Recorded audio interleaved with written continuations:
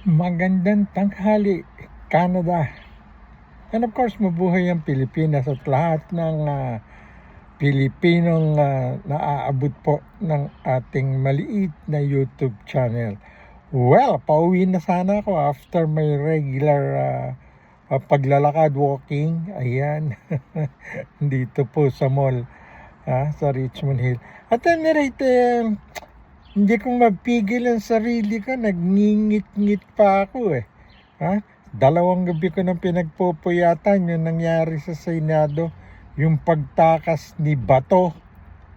Ng dragon. Tapos ito, hindi galit na galit pa itong bagong Senate President na si Alan Peter Cayetano. Pasuntok-suntok pa siya sa lamesa. We were attacked. Damonyo. Kung inatake ang Senado, maraming namatay dyan. Saan ba nakita yung mga putok? Yung basag-basag sa lamin. Mataas pa sa tao eh. Naknandaragon. At ilang senador yun talagang kakastiguhin dapat ng mga Pinoy eh. Unang-una nga dyan si Cayetano. Siya ang director dyan. Hindi naman artiste. Hindi niya pinaubaya kay Jinggoy Estrada at kay Robin. Si Robin, of course, talagang matapat na kaibigan kay Bato. Sinamahan tumakas eh. Nakalimutan ba niya yung sa batas ng tao o sa batas sa Pilipinas, aiding and abetting a fugitive of the law ay pinarurusahan din? Ng dragon. Palagay ko naman, alam mo yung batas na yon, Mr. Robin Padilla. Nagkakalaglag na itong aking cellphone sa'yo. Anyways, tingnan mo na lang kung anong magiging kaparusahan mo as person of interest kayo.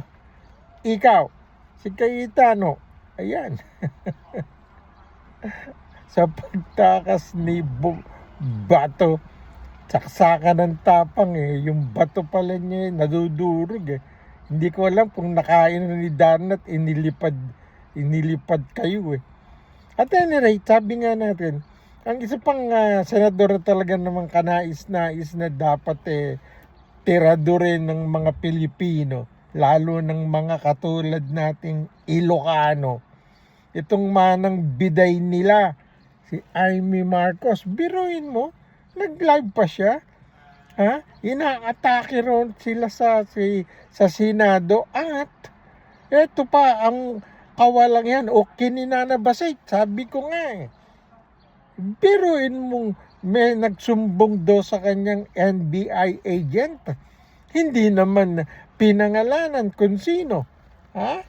Alam niyo ang sabi? Inorderan daw sila ni BBM na arestuin si Bato at any cost. Mamatay na ang kung may mamamatay basta maaresto si Bato. Never na mag-uutos ng ganon si PBBM. Yung may mamamatay. Hindi naman siya si Duterte Ibang breeding ng mga Marcos maliban kay Amy Marcos. Ewan ko hindi naman yata Marcos yan. Iba ang kamukha niyan Nirirespeto ko lang si First Lady kaya hindi ko masabing baka anak yan talaga ni Lacson kaibigan namin si Lacson Jr. Si Arsenic. At may kawangki niya nga itong si Amy Marcos. Ng dragon. Nag-utos daw si BBM sa NBI agent na pasukin ng Senado. Kaya ayun ang kanilang ginawang script na dun dadaan sa pintuan na galing sa GSIS sapagkat yun lang ang pintuan konektado sa labas na walang gwardiya. Saan ka naman nakakita nun? Ang bukas nun sa Senado, hindi naman sa GSIS. Kaya nga, inilalak nung GSIS at tumawag ang GSIS manager kaya direktor ng NBI na assistant sila sa pagsasara nun. Inilala kaya binabare na. Narinig yun sa loob ng Senado. Saka hindi makapaglilihim itong si Plaska ba yun, whoever he is. Yung pala, mista ni Bato. Kumanta pa si Bato. Kaninang umaga narinig ko yung kanta ng PMA na kung saan nandun si Presidente Bongbong. Yun ang kinakanta ni Bato. Ano ibig niyang sabihin? Napapatulong siya na magrebelde ang bagong graduate ng PMA at sasama sa kanya. Wala siyang makukuha doon kahit isang tungaw. Naknan Dragon, hindi como PMA graduate ka, lahat ng PM, sina General Nartates nga PMA yan Ano sabi niya? Kung ano ang itinuturo sa PMA ng konstitusyon at batas, yun lang ang kanilang susundin. Kaya asahan mo, General Bato, Senator Bato, malapit ka nang maging Bato. Masasama ka kay Tatay Digong mo. Yun naman ang gusto mo alagaan mo si Digong. Yun ang sinasabi mo nung hindi ka pa na nagkakaroon ng warrant of arrest. Ang tapang mo, pag may warrant of arrest, hinahamon mo ICC, pati si Sentry. Si Antonio Trillanes Deport. Hinahamon mo na siya magposa, sumama pa sa NBI, nahuhuli sa'yo. Yan, pinagbigyan ka. May daladalang kopya ng legitimate na warrant of arrest ng ICC si Trillanes kasama NBI at police. Nasaan ka? Yan ang sinasabi natin ang tapang ng bibig mo. Bibig lang. Naknan Dragon, ngayon tatago-tago ka. Diyan ka lang naman sa Davao magtatago Malaking Davao, of course, mahihirapang hulihin ka dyan. Pero tandaan mo, pag pinatungan na ng kahit 10 milyon ng ulo mo, tandaan mo, sandali ka lang. Ba't ka mo kasi ato nga hindi mahuli? 20 milyon ang patong. Hindi naman rebellion at pumatay ng tao yun Okay, sa bungero, mga kampa yun. Pero ibang klase yung ginawa mo, ang kalaban mo talaga ng todo mga Pilipino. Tandaan mo, madadali ka rin Bato de la Rosa. Nawala lahat ng respetong ibinigay ko sa iyo nung iboto kita bilang senador ng Pilipinas. Akala ko galing mo, tapang mo pag magsalita ka. Hindi ko maintindihan nung araw yung dila mo. Lalo ngayon, hindi ko maintindihan. Galit na galit ka pa sa Senado. Nung nakatakbo ka, sasabihin mo, ni-wrestling mo yung 2 NBIA. Babae pala yun. Tinulak mo lang Saksakan ka ng sinungaling. Parehas kayo ni Amy Marcos o Nana Basay. Hindi ka na magpigil magmura. Hindi ako marunong magmura. Pero lintik yung ginawa nyo. Lalo ka na. Amy Marcos. Amy, hindi ka na magiging Marcos. Tandaan mo. Iniimbestigahan na rin yung Ilocos Norte mo. Sasabihin mo si Sando Marcos yan. Ikaw yan Naknan Dragon. Anong ginawa sa'yo ni PBBM para wasakin mo ng todo? Hanggang sa huli, hindi ka tumitigil. Sinabi mong bangag yung kapatid mo. Alam mo naman nagbigay ng kidney sa tatay nyo. Anong klase ka hanggang huli? Nung sumama ka na si Duterte, naging demonyo ka na rin. Naknan Dragon ka. Sasabihin mong nag-utos si Bongbong Marcos na hulihin at all cost, arestuin si Bato, mamatay na kung sinong mamamatay. Ang galing mong magsalita. Ala kung Ilocanang babaeng mambabatas na tulad mo, ikaw lang, sobrang ambisyon mo para kang si Cayetano. Si Cayetano nung araw pa yun nag-aambisyon ng maging presidente ng Pilipinas Kaya nga tumakbong vice president yan Olat. Ngayon, May chances siya. Ha? Senate President, pangatlo sa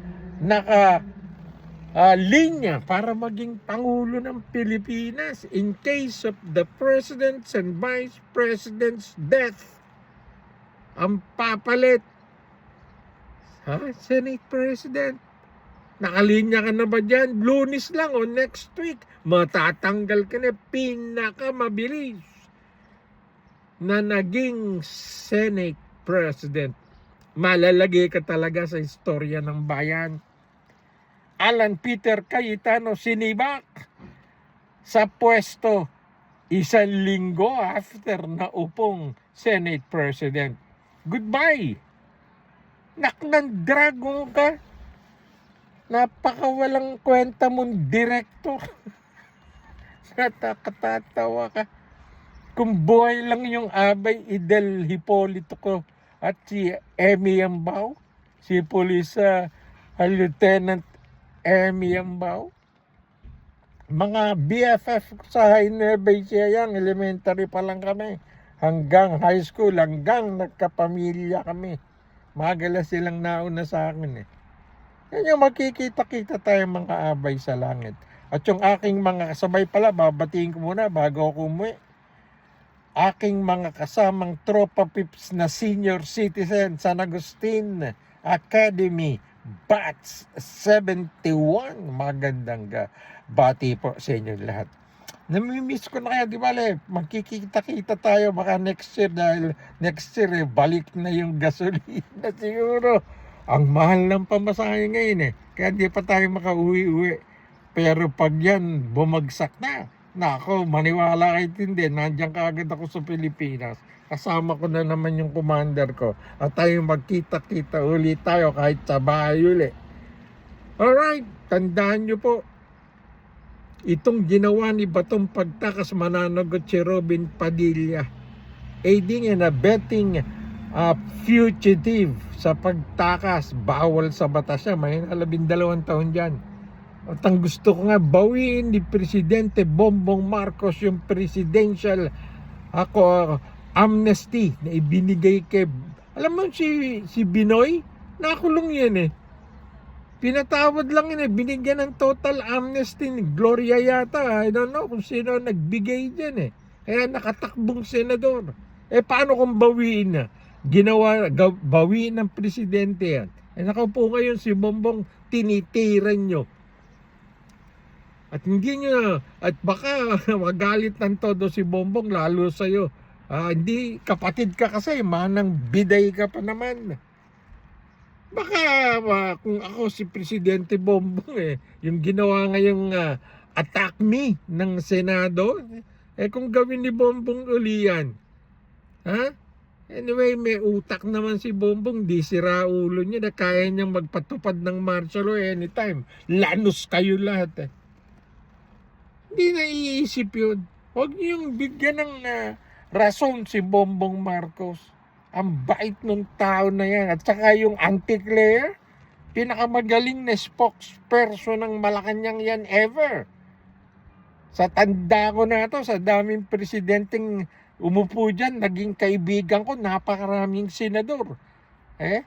Sa Malacanang, nagtrabaho nga sa Malacanang yung tatay ko. Naging ninong ko nga si Ramon Magsaysay. Nako, babatiin ko lang din itong ating kaibigang senior citizen party list. Congressman Ompong Ordanes at Congresswoman Mila Aquino Magsaysay. Magandang araw po sa inyo lahat. Ito po inyong kaibigan at kababayan.